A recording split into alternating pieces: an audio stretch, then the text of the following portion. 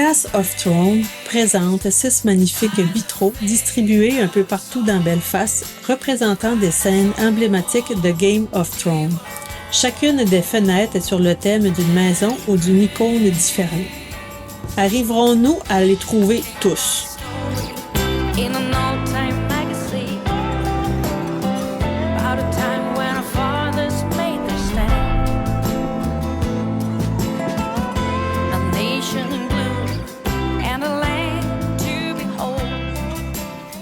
Le HMS Caroline est un croiseur léger de la classe C de la Royal Navy, construit en 1914. Il a servi durant la Première Guerre mondiale et durant la Seconde Guerre mondiale, il a été utilisé comme base de la Royal Navy ici dans le port de Belfast. Lors de son déclassement en 2011, il détenait le titre du deuxième plus ancien navire en service de la Royal Navy, en plus d'être le dernier croiseur léger survivant de la Première Guerre mondiale britannique en service.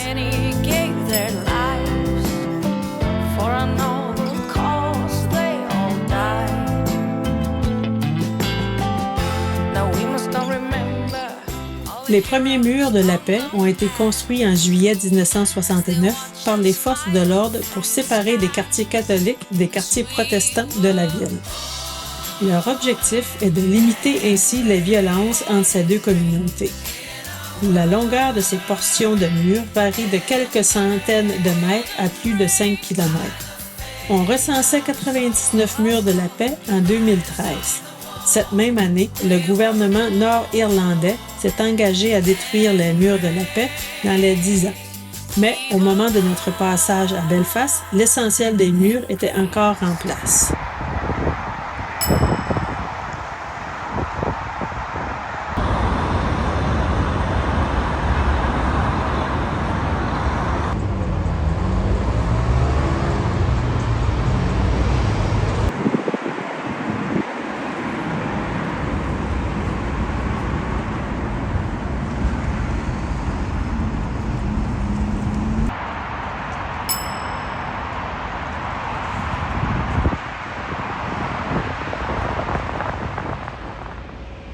Le Titanic Belfast est un monument touristique et un musée rendant hommage au RMS Titanic qui a sombré le 15 avril 1912 dans l'Atlantique Nord.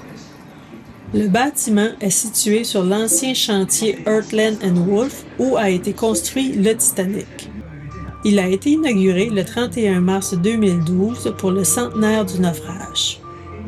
On donne le nom du Titanic Experience à la principale partie de la visite, à savoir le musée en lui-même.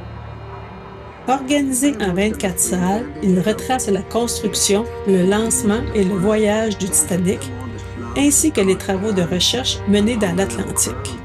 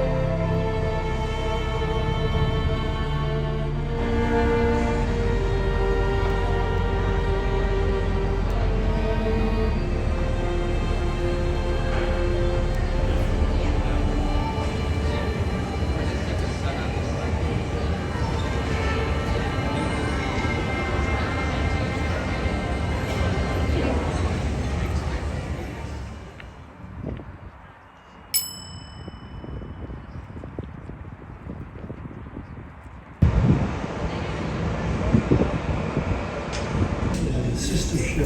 C'est traffic.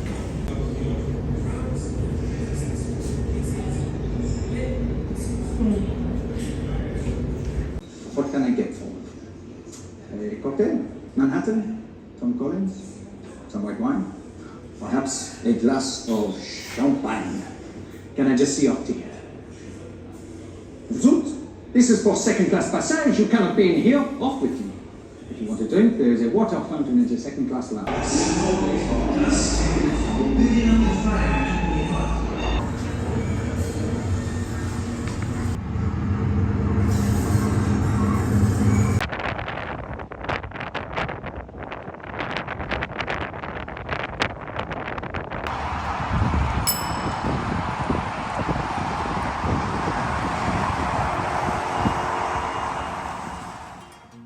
Suspendu aux falaises de basalte qui surplombent la mer d'Irlande, le sentier maritime des Gobbins est une admirable œuvre de l'époque édouardienne.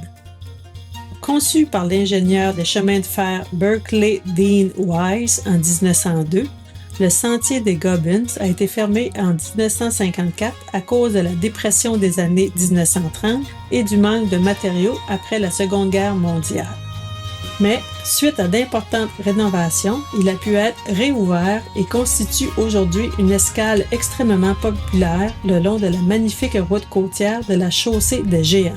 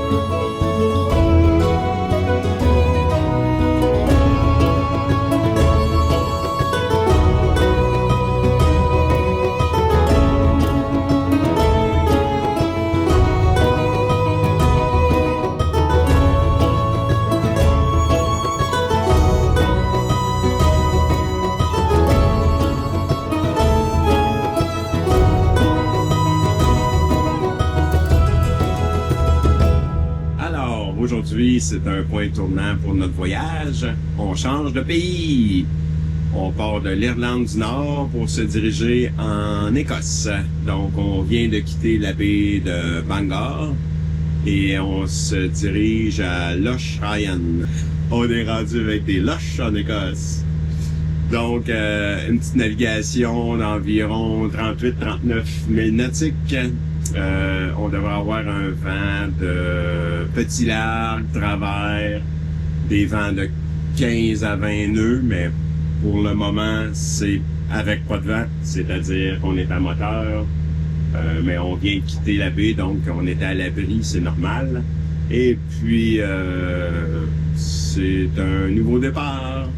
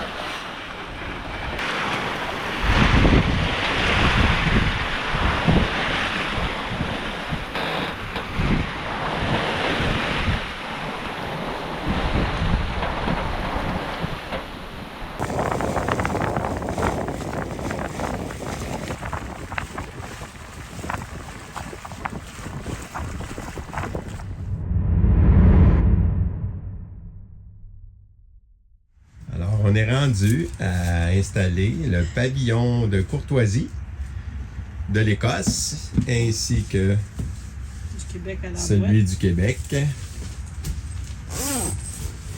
que Marie-Pierre a confectionné.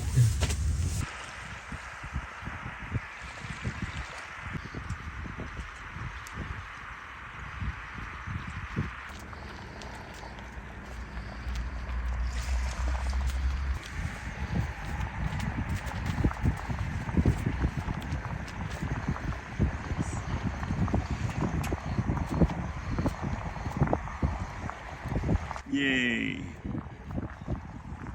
On est en Écosse! Hi-ha! Yeehaw!